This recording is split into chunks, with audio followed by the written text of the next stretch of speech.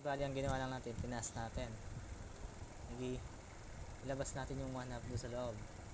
O kaya naman, tanggalin na lang natin.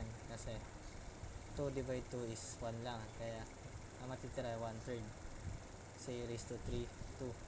Di say, di 1/3. Time is c raised to 3, 2. Plus 1. C raised to 3, 3, 2 plus 1 negative 1/3. 3, 2 plus 1 is yung 1 natin, pwede natin palitan ng 2 over 2. Kaya 2 over 2, 3 over 2 plus 2 over 2 is 5 over 2. Hindi ganun din yung nasa baba. Hindi, ano lang, eto tapos eto magiging negative 2 over 15.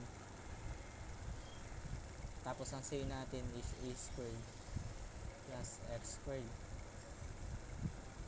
raised to 5 half plus c. Tapos copyin lang natin tong isa, x squared over 3 e squared plus x squared 3 halves minus 2 over 15 a squared plus x squared raised to 5 half plus c.